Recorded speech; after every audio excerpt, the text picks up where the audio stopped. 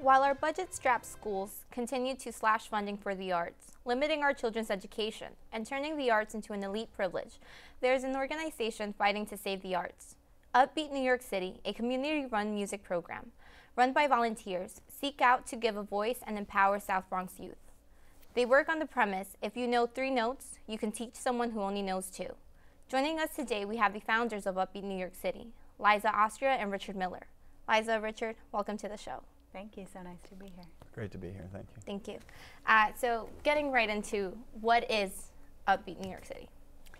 Upbeat NYC provides free orchestral, instrumental instruction with the purpose of affecting social change and the positive social change in the lives of our participants. Music was both a very big role in both of your lives. Can you just tell us a little bit about your personal lives? Sure. Go ahead with that. Yeah, I grew up playing saxophone. I love jazz. I was a jazz musician and still am. And I've always loved the creative part of it, and the social aspect I'm really discovering through working with children. It's really exciting and to discover how it can bring people together and move them to see the world in a way they haven't before. And I also, I grew up in a musical family. My parents met in music school, and so it was very much a part of my life, and I had that privilege. I was very fortunate to have that, and didn't know that Richard, when I first met him, was a musician, but it worked out for us that way. But it's something that we shared in our lives, and we realized that it's really something that we feel should be available to everyone, and it shouldn't be something that you are lucky to have in your life, but that you deserve, everyone deserves to have that in their life. Right. When did the program begin? We began in 2009, in the spring of 2009. Ideas for it started percolating before then, but when we actually began the work was 2009. Okay, and your program, it runs on, it's modeled after Venezuela's El Sistema program. Can you just tell us what El Sistema is? Sure. It's a network of music schools, youth orchestras, and youth choirs in Venezuela that was started in the 1970s by a man named Jose Antonio Abreu, and he was an economist and a musician. And he had this idea that music could really create some positive changes in the lives of children primarily, but in the whole society. His idea was not just to create professional musicians, but to give kids the opportunity to see that there are many possibilities out there, and it's now hundreds of thousands of kids who participate in this program.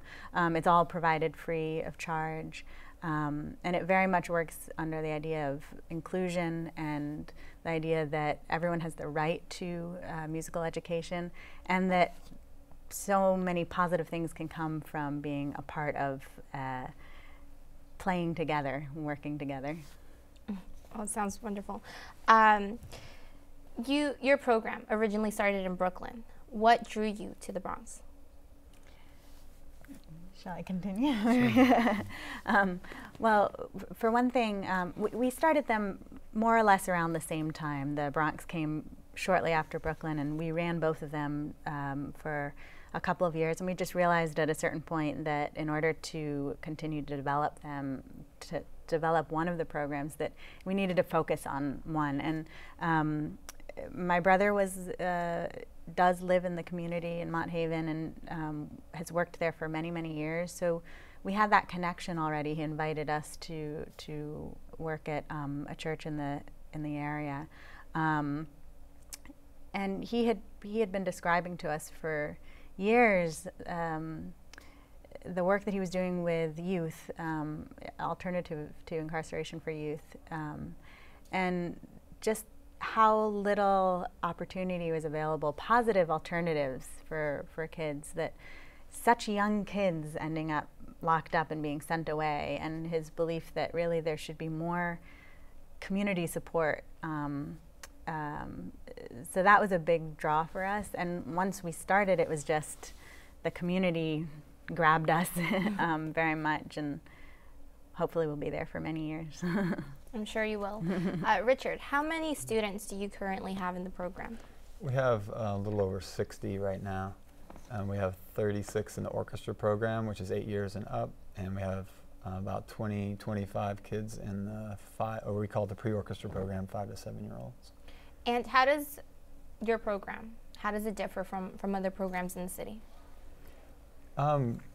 From other music programs, I think there's probably a lot of things that are very similar. I think people who get into work doing music with kids, I think a lot of their motivation is to help the kids socially, because it's very obvious what music can do for kids.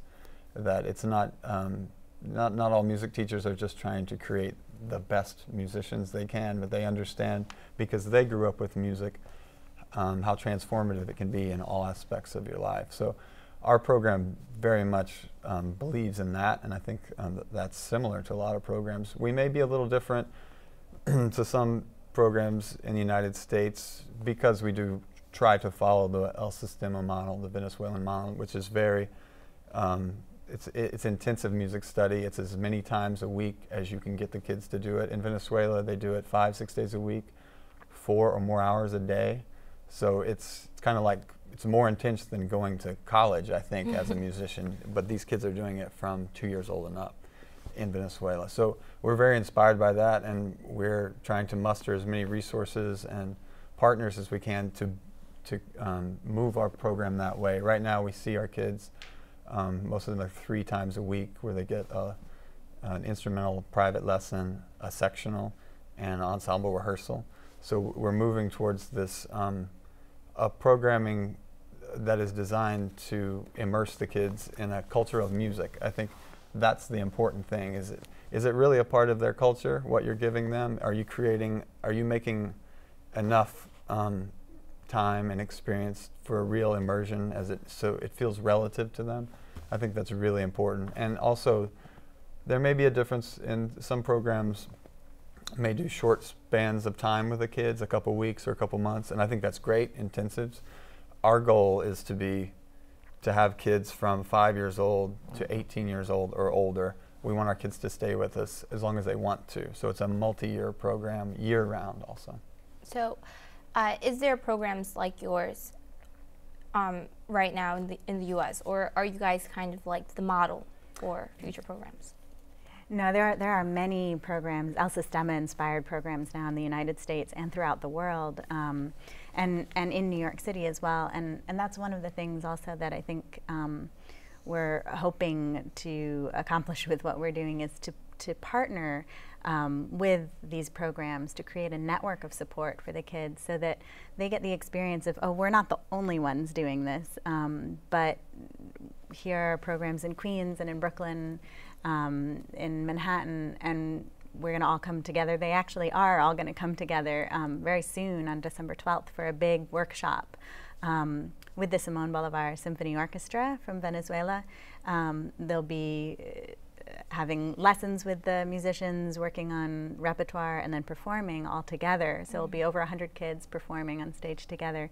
And that's one of the biggest components of all of this, is to keep making those connections, so that kids have, then they can say, oh, my cousin plays the violin, or I know somebody who plays the trumpet in Queens, and it's not such a foreign thing. I think that the exposure to that world of orchestra music, it's more seen as for older, wealthy people who go to the symphony, and it's not as accessible to everyone. Right. So you mentioned this, that everyone's going to come together on December 12th. Where are they going to be? So if anyone that wants to go listen to good music, because I've heard them already and they're really great, where could they go? Well, this particular event, I believe, may not be open to the public, because there are going to be so many kids involved that the families are going to make up most of the audience, I think. And that's going to be at the Domena Center in Manhattan. It's hosted by Carnegie Hall. But on December 15th, we are also going to have an event at El Museo del Barrio, with several of the other El Sistema inspired programs, and that is Saturday, December 15th at 4 p.m. And we welcome everyone to join us there. Well, I'll be there. All right. How can other kids get involved in your program? We have 12-week sessions generally, so in January we'll be opening enrollment again. We already have some students on the waiting list, but they can either go to our website, www.upbeatnyc.org, or they can call 347-221-9177 for more information. Okay. Richard, you mentioned something of how important you believe music is to children. How crucial do you think musical learning and teachings is for a child's development? I think it is crucial. I don't think it has to be music. I think there's many ways that children can develop, and we definitely aren't saying music's the only way, but it is a very effective way. And there's something about music that cuts through the human experience. You know, a lot of people say, well, music is good because it helps kids with math and science. Mm-hmm. And I think that's very true. It is inherently mathematical and scientific. But I think music is so much more than that. It's cultural, and you know, it's about world history, it's about the present, it's about how do we relate to one another. There's so many different parts of humanity that create music and come from music.